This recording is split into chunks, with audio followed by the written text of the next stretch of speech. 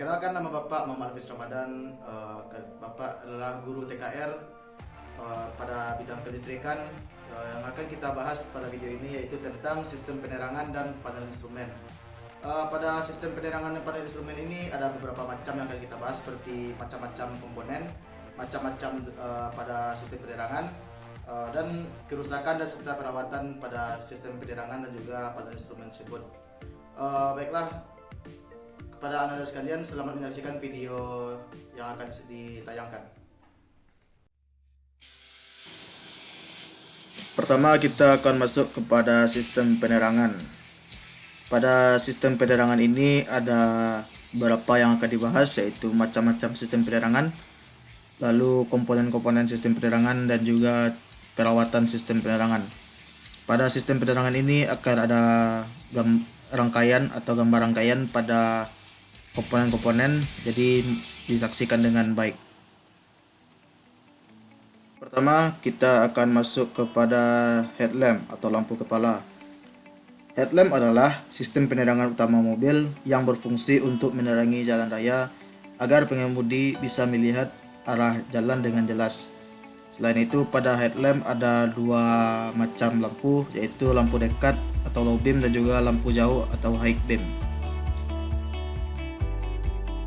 Berikut adalah gambar dari rangkaian lampu kepala atau headlamp. Terlihat beberapa komponen.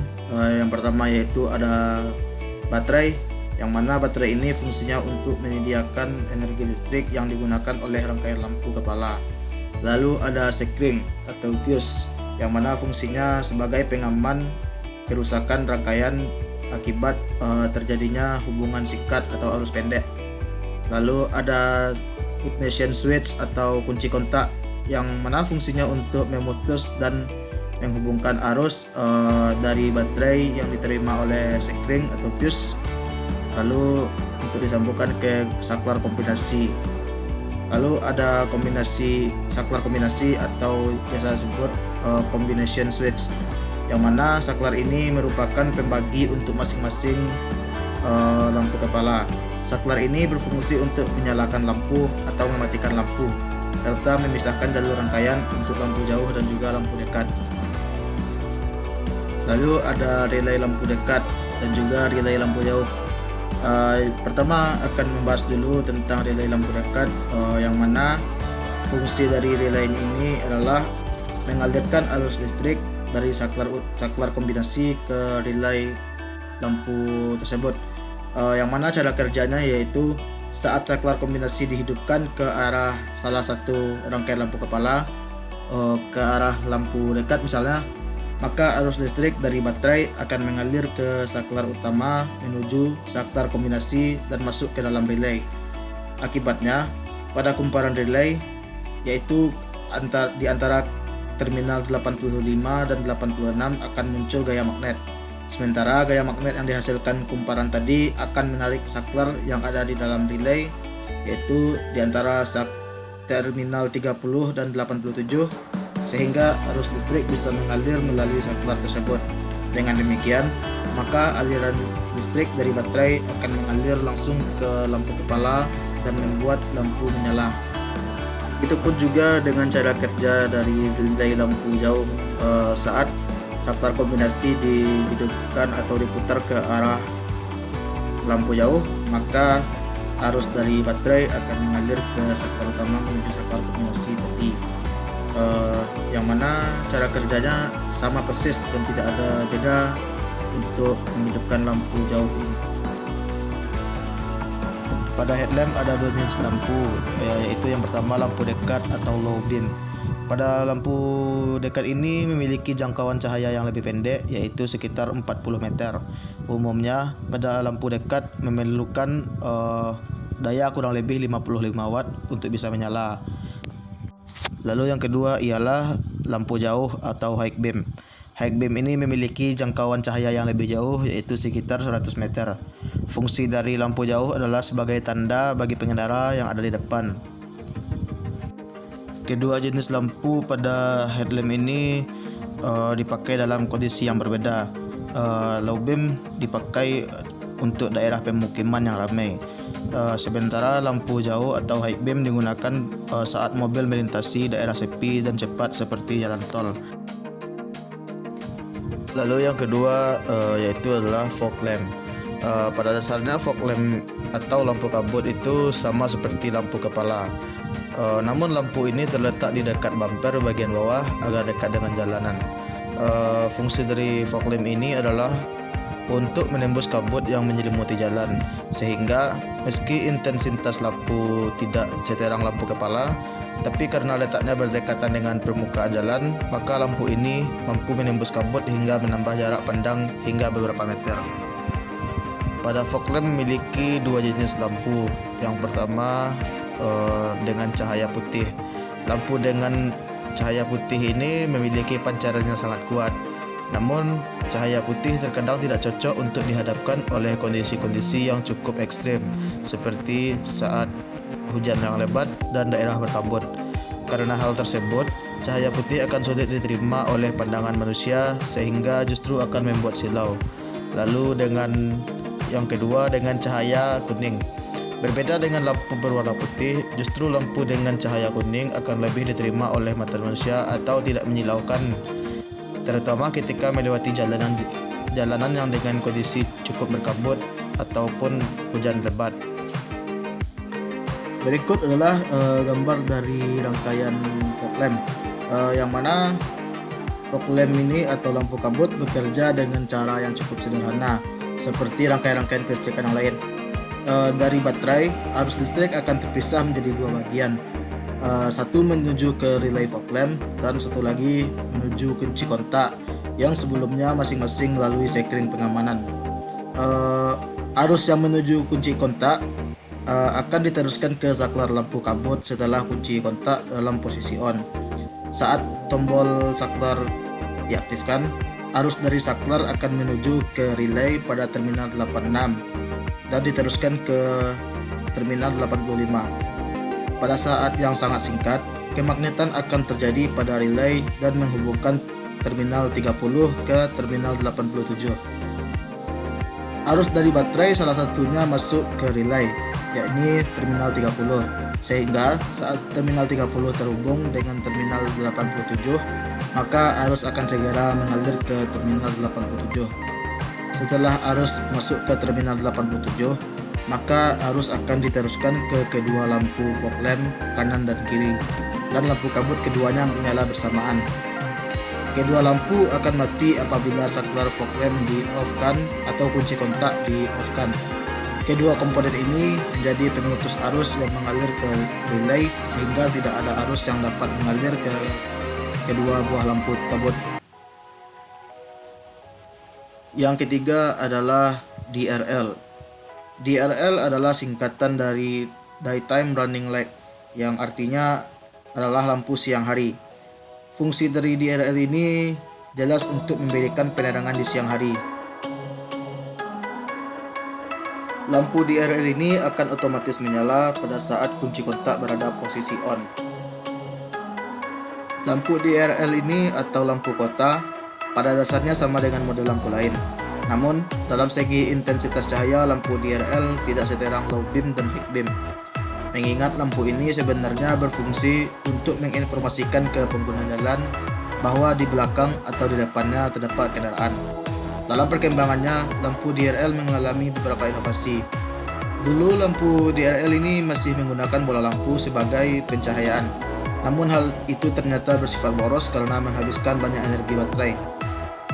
Hingga saat ini, kebanyakan pabrikan menggunakan lampu DRL menggunakan lampu LED karena penggunaan energi dari lampu LED hanya 5-10 watt.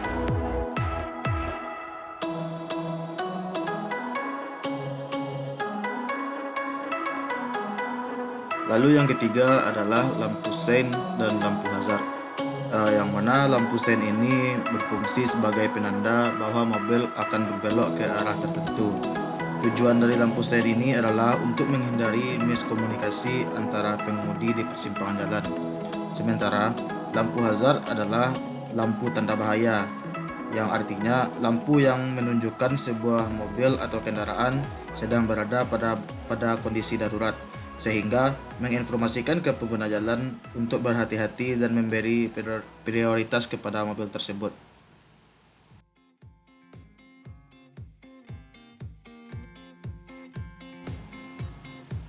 Berikut kita akan melihat rangkaian dari lampu sen dan juga lampu hazard. Yang pertama, lampu sen dulu. Lampu sen ini memiliki cara kerja yang sama seperti rangkaian kelistrikan lampu di kendaraan lainnya. Namun karena adanya komponen flasher pada rangkaian lampu sen ini, maka lampu sen akan berkedip-kedip ketika bekerja. Pada gambar bisa kita lihat aliran listrik akan mengalir dari baterai menuju ke kunci kontak, kemudian ke fuse sen, lalu menuju ke saklar terminal B1. Arus listrik selanjutnya mengalir ke F2 flasher, lalu keluar menuju ke terminal F1.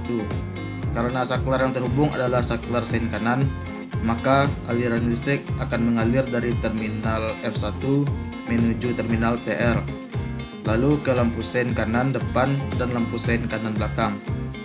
Dengan begitu, maka lampu sen kanan depan dan belakang akan menyala dan berkedip bersamaan. Selain itu, lampu indikator sen kanan atau ITR pada panel dashboard juga ikut menyala dan berkedip.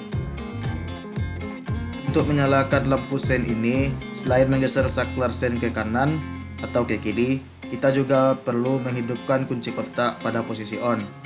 Tanpa memindahkan kunci ke posisi on, maka lampu sen tidak akan menyala dan berkedip.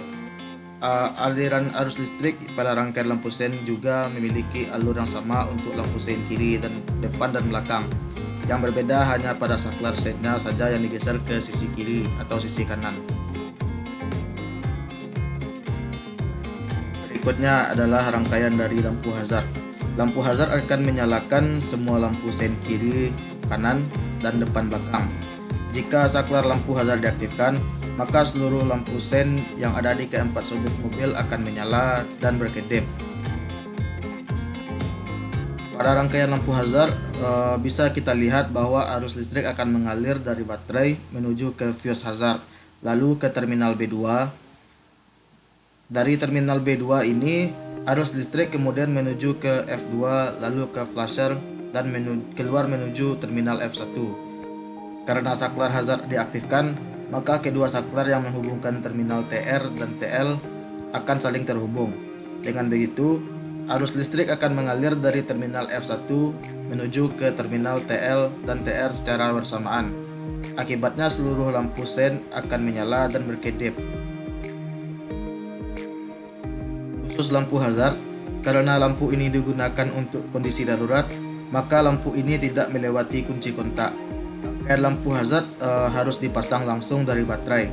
Dengan begitu, cukup dengan menekan saklar lampu hazard tanpa menghidupkan kunci kontak atau meng-on-kan kunci kontak, maka lampu hazard sudah bisa menyala dan berkedip.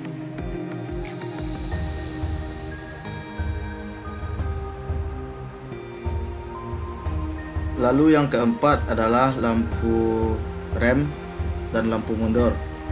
Lampu rem biasa juga disebut dengan stop lamp, yang artinya adalah lampu penanda yang digunakan untuk menunjukkan ke mobil belakang bahwa ada kendaraan di depannya, atau kendaraan tersebut akan melambat atau berhenti. Lampu ini akan bersinar berwarna merah saat lampu DRL dinyalakan.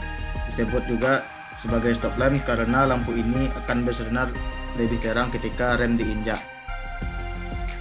Sedangkan lampu mundur atau biasa juga disebut reverse lamp merupakan lampu penanda untuk menunjukkan bahwa mobil akan berjalan mundur.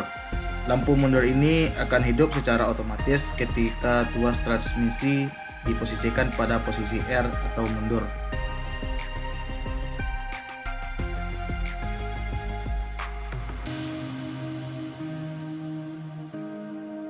Selanjutnya kita akan melihat rangkaian dari stop lamp dan reverse lamp.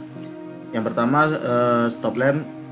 Cara kerja stop lamp ini ialah arus listrik akan mengalir dari baterai 12 volt menuju ke saklar lampu rem melalui fuse atau sekring. Ketika saklar ditekan, pada mobil ini terjadi pada saat rem diinjak. Arus akan mengalir melalui saklar. Saklar kemudian meneruskan arus yang melewatinya ke kedua bola lampu rem kiri dan kanan sekaligus, dan pada akhirnya lampu akan menyala kanan dan kiri selama pedal rem diinjak. Selama itu juga lampu rem akan tetap menyala. Lampu rem akan mati apabila saklar atau pedal dilepas karena aliran listrik ke lampu terputus. Ialah rangkaian reverse lamp atau lampu mundur. Pada cara kerja lampu mundur ini ialah ketika kunci kontak on, arus akan mengalir menuju switch lampu mundur melalui sebuah sekring. Ketika switch pada posisi on, kalau pada mobil tuas pemindah gigi berada pada posisi R, arus akan mengalir melewati switch dan kedua lampu mundur akan menyala secara otomatis. Cara perawatan pada sistem penerangan yaitu yang pertama, perhatikan kondisi kabel dan soket.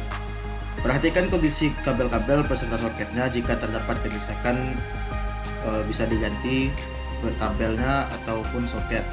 Yang kedua, hindari kebocoran cairan, misalnya cairan pelumas atau oli dan juga minyak rem. Itu dapat mempengaruhi sistem kelistrikan. Yang ketiga, rawat baterai secara teratur. Sekian penjelasan dari sistem penerangan. Berikutnya kita akan masuk kepada panel instrumen.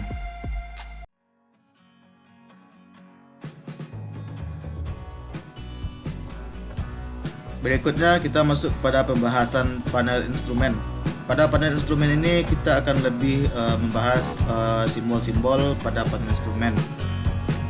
Umumnya pada panel instrumen ini atau yang kita kerap sebut speedometer memberikan informasi mengenai berapa kecepatan putaran mesin, kondisi bahan bakar, dan juga kondisi mesin pada mobil atau kendaraan kita. Seiring berkembangnya teknologi, banyak informasi yang bisa dilihat lewat fitur yang ada di lingkar kemudi atau panel instrumen ini.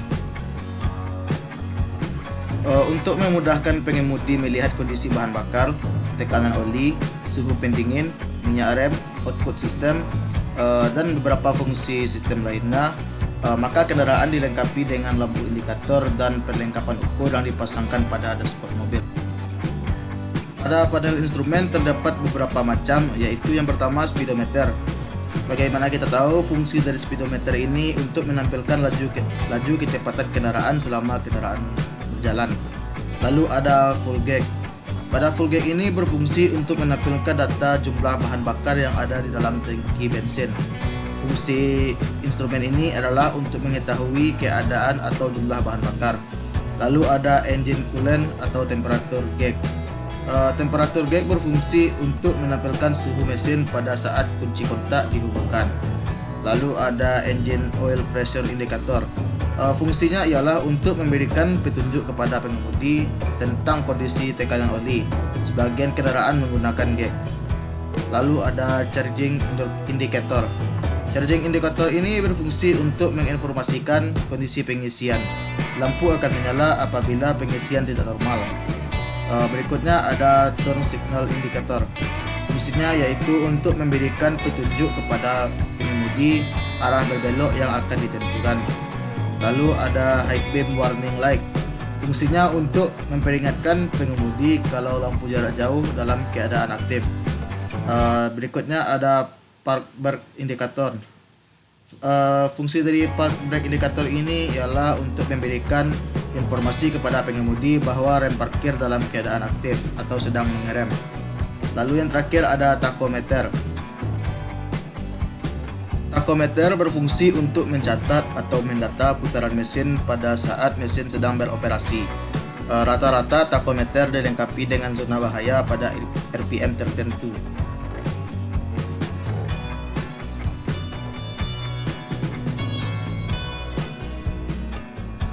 Baiklah Anda sekalian, sekianlah video pembelajaran dari Bapak yang tentunya adalah perawatan sistem penerangan dan panel instrumen. Jika ada yang dirasa kurang paham, bisa menonton kembali videonya atau bertanya kepada Bapak. Bapak akhiri, terima kasih. Assalamualaikum warahmatullahi wabarakatuh.